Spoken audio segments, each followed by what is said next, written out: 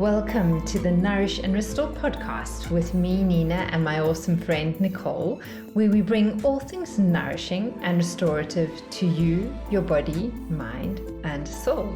A chance for you to enjoy simple tools to help you live a happier, healthier, and more peaceful life. Join us in conversation as we explore our interesting theme for today.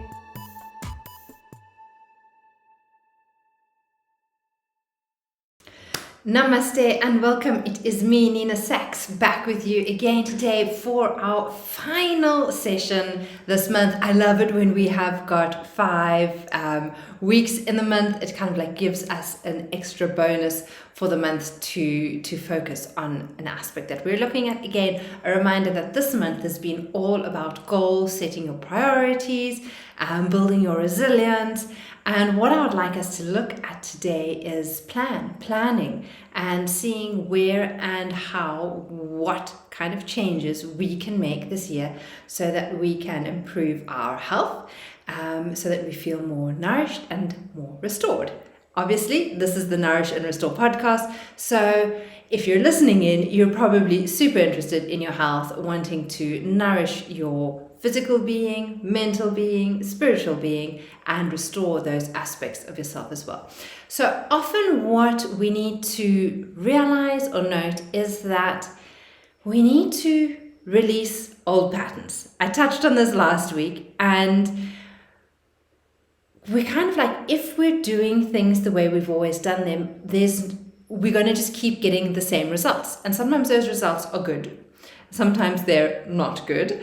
And sometimes it is time for us to shift our trajectory a little and to get better results. So, for example, if you're doing something that is kind of like keeping you going, keeping you well, kind of maybe you're doing intermittent fasting or 3 meals a day with no snacking, that is just kind of like ticking your way over, building your resilience and building your health. If, for example, you're doing something that hasn't really been working for you, maybe you're an internal, consistent snacker and you're just continuously feeding yourself, so that your digestive system can't actually experience this pulsation of fullness and then complete emptiness for your Agni, your internal fire, to help digest not just the food particles that have been ingested, but also your experiences of the day. So kind of like if you're that snacking type of person, then sometimes it is time to release that old patterning and see what happens when you create a little bit more space in your system for you to experience the fullness and to experience that emptiness. And the other thing is then kind of like if you change your trajectory a little to try something completely new, and how could that possibly improve or move your health to the next level. What kind of like I want to bring in our awareness this time is kind of like when we set a goal, it's great, we have a direction we're moving to, but there's always kind of like there's never an end. There's always a next level. There's always a level up that we can move towards, reach towards, and go further. So it's the journey that we should really be enjoying and taking part in.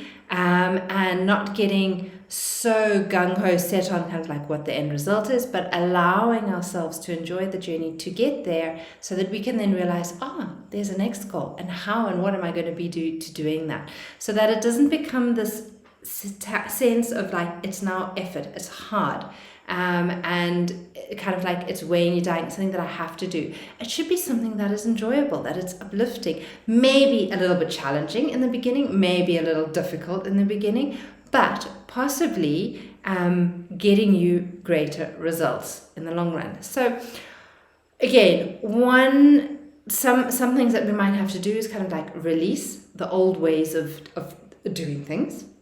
Snacking, for example, is a really poor habit, something that has been drummed into kind of like our way of thinking, that we constantly need to be eating smaller meals throughout the day. And Ayurvedically speaking, that is really not on, unless you're convalescing and you're recovering and you may need a couple of meals a day because your digestion is very weak and low. That's the only time you might be needing frequent meals throughout the day. If you're an average normal human being, you really don't need more than 3 good meals a day with no snacking in between. So sometimes it's just about releasing old habits, old patterning.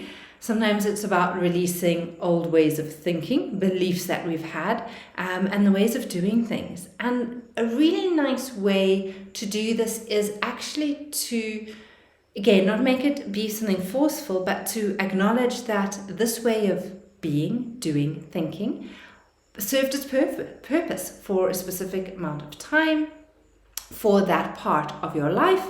Maybe that was the information, the wisdom, the knowledge you had then. Maybe now you have better wisdom, insight, knowledge.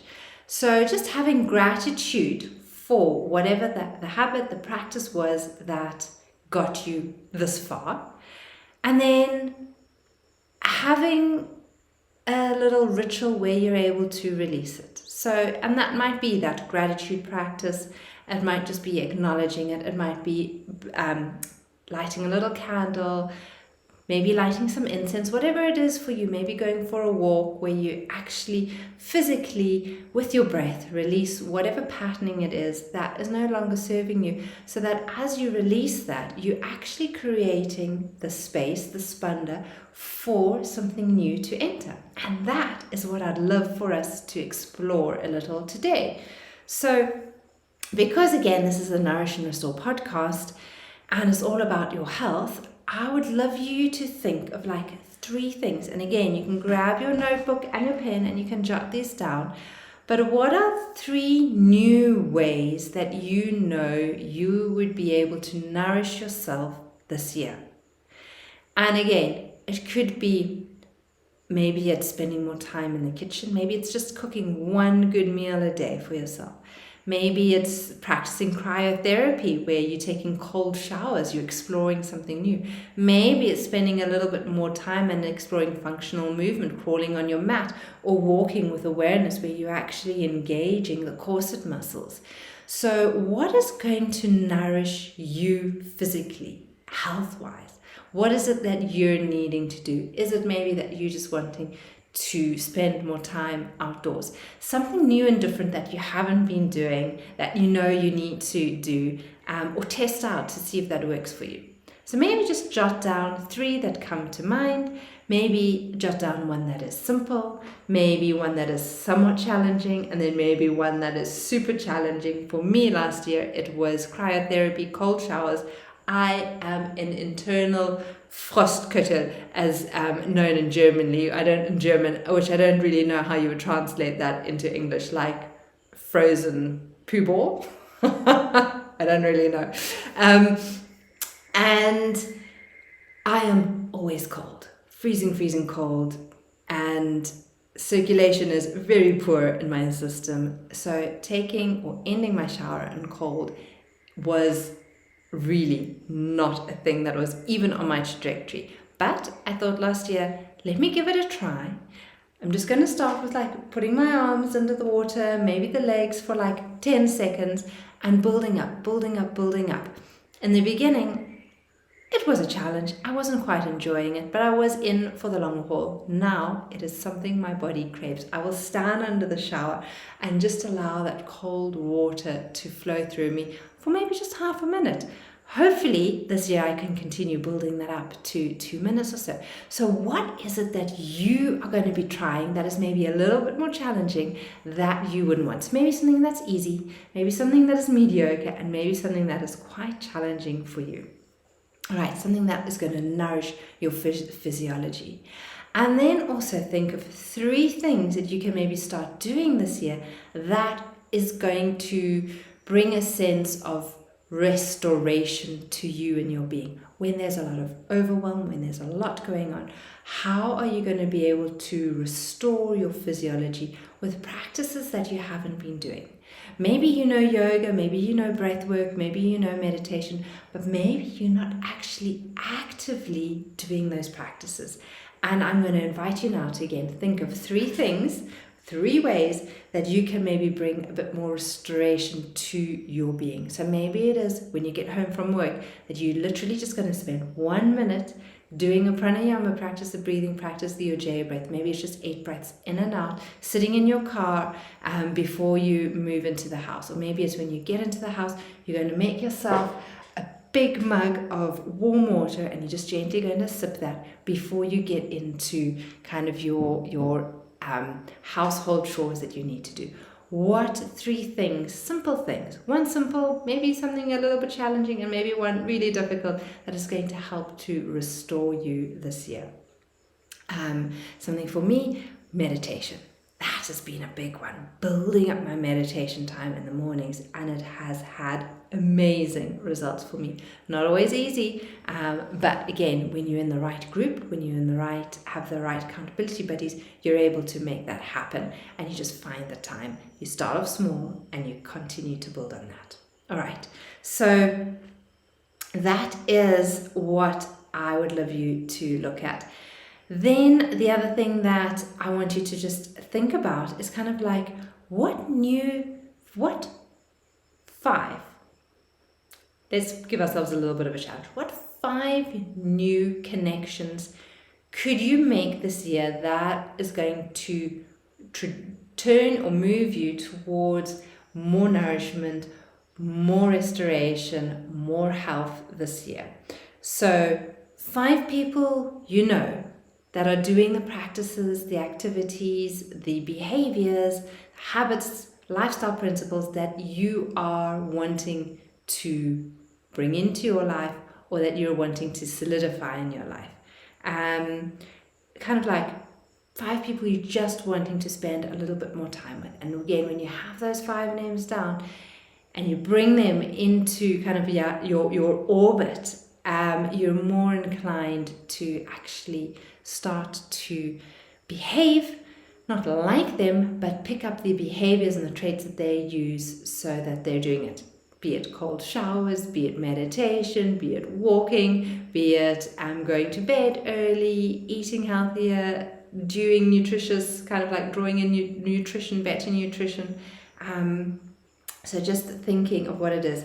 And it might be 5, it might be kind of like 5 people that you're also wanting to spend a bit more time with, in the sense that maybe this is time that this year you really want to spend a bit more time with your child, with maybe an aging parent, maybe your partner, whoever it is.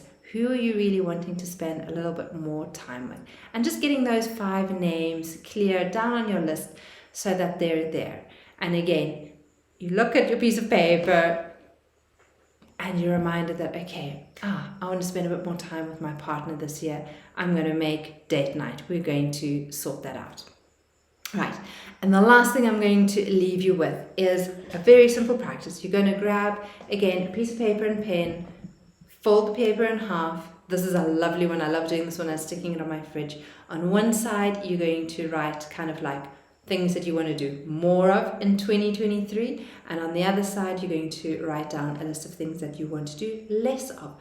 Not saying we're not going to do them at all. So it might be kind of like you want to do more healthy food and less alcohol. Maybe you want to be spending more time with the right people, and you want to be spending less time eating cakes, chocolate, and unhealthy sugary foods. It doesn't mean you're never going to have a piece of cake or a chocolate cookie or anything like that. It just means that you're going to be doing that less of the time that you have been doing it in the past. So maybe write down a list of 5 things that you want to be doing more of this year, 5 things that you want to be doing less of this year, and then pop that on your fridge so that literally every day you look at it and you're reminded of when you're standing in front of the fridge and you're thinking of wanting to snack and you see there, I want to do less of snacking and more of healthy meals. I'm going to be more inclined to draw the vegetables out of my fridge, chop them up, throw them together for a stir fry, and sit down and have a proper meal instead of just snacking on a handful of nuts or some fruit on the go and then getting back to work. So that is it. Have a plan in place. No kind of like new ways that you're going to be moving forward to nourish yourself, restore yourself, maybe 5 people that you're just wanting to spend a little bit more time with this year, for whatever reason, to build you up, to build them up, and things that you're wanting to do more of, and things that you're wanting to do less of. And this little practice you can come back to many times throughout the year if you want to update and change it around a little if need be. That's it from my side, from me to you, with deep love and gratitude. It has been a fantastic month together. I have loved putting this work together for you. I hope it's been helpful. I hope you have nice goals in place, that you have help at your fingertips. Remember, Nicole and me, we are always here for you. If you need any support, just reach out to us. We have great courses, products, clubs in place for you, and you're always welcome to inquire and join us. From my heart to yours, Namaste. Thank you for listening to our Nourish and Restore podcast today. To find out more about Nourish and Restore, visit our website or Facebook page, nourishandrestore.yoga. For more information on working with me, Nina Saacks, visit www.yogaa.co.za. And to work with my awesome friend Nicole, visit www.lov-me.com. Links will be in the show notes. We look forward to catching up with you next week. Namaste and have a nourishing